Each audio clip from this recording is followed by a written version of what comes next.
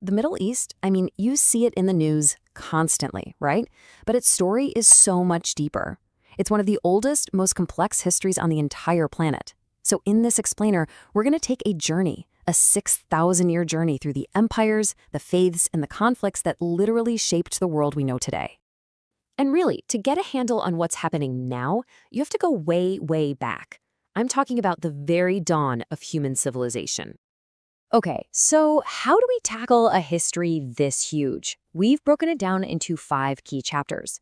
We'll start with the cradle of civilization, move through empires and the rise of Islam, then the Ottomans, and finally land in the modern Middle East. All right, let's dive into part 1.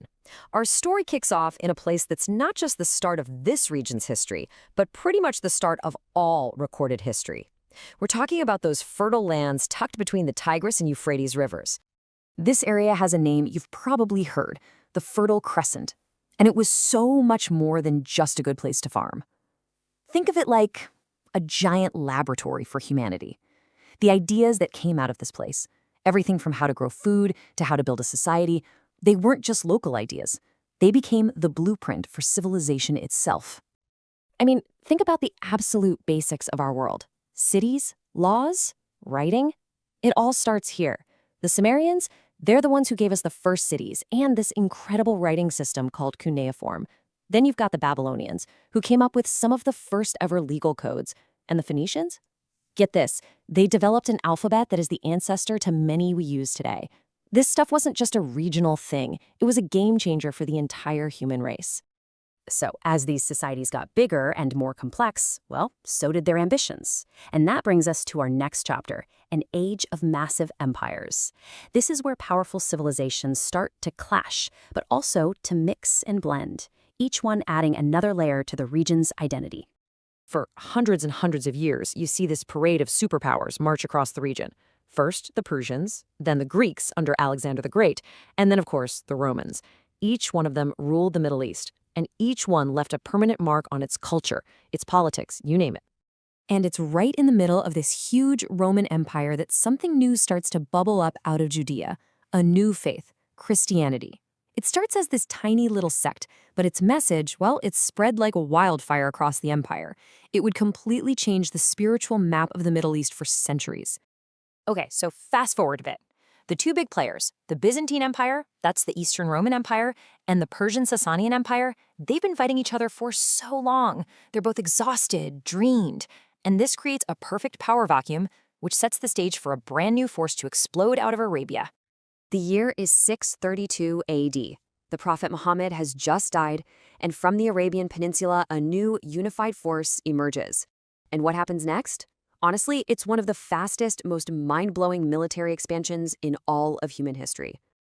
Just look at this. By 651, that's less than 20 years later, the Persian Sasanian Empire, a superpower for centuries, was just gone, completely conquered, and huge chunks of the Byzantine Empire were now under Arab control.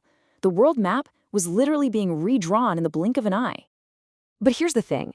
This new Islamic empire wasn't just about military might. It became a global center for civilization.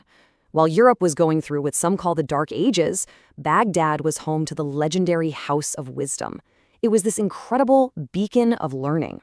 Scholars there weren't just saving old Greek and Roman knowledge, they were building on it, making incredible breakthroughs in math, medicine, astronomy, you name it.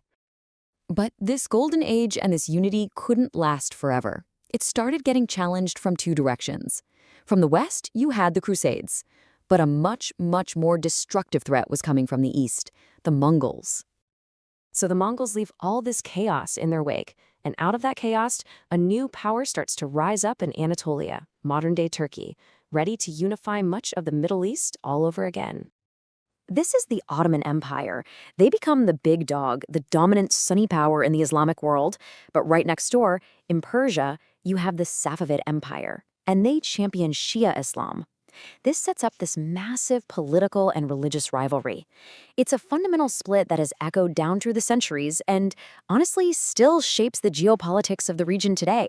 But after centuries on top, the Ottoman Empire starts to weaken. It's struggling with problems at home, and it's just not keeping up with a Europe that's industrializing and modernizing at an incredible pace. It gets this nickname, the Sick Man of Europe. And that brings us to the modern era, the final collapse of the Ottoman Empire after World War I. You can't overstate what a huge deal this was. It was like a political earthquake. The old world was just gone. And into that vacuum step European colonial powers who start drawing new lines on the map, literally creating the countries and a lot of the conflicts of the modern Middle East. So you have Britain and France basically carving up the old Ottoman territories. They call them mandates. The problem was these new borders were drawn with almost zero thought for the people who actually lived there, the different ethnic groups, tribes, and religious communities. They just mashed rival groups together in one country and split other groups apart, baking instability into the system right from the get-go. And to make things even more complicated, Britain was playing a double game. On one hand, they're telling Arab leaders, hey, revolt against the Ottomans and we'll back you for an independent kingdom. But at the exact same time, they issue something called the Balfour Declaration, which supports creating a national home for the Jewish people in Palestine.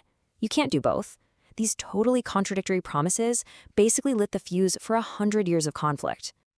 The last century or so has just been a total whirlwind. You have countries finally getting their independence, which fuels this big idea of pan-Arabism, this dream of one giant unified Arab nation. You have multiple Arab-Israeli wars. The discovery of oil completely changes the game, not just for the region, but for the whole world. Then, bam, 1979, the Iranian Revolution introduces a powerful new kind of political Islam. And of course, more recently, the Arab Spring uprising shook old regimes to their core, with incredibly complex and often tragic results. So, where are we today? Well, the region isn't dominated by one single power anymore. It's more like a competitive arena with multiple players.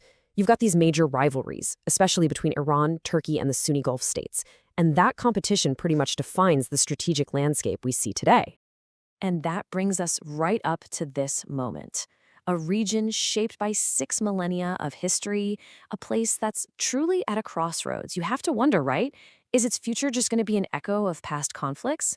Or can that same ingenuity, that same resilience that once made this place the cradle of civilization, can it forge a totally new path forward?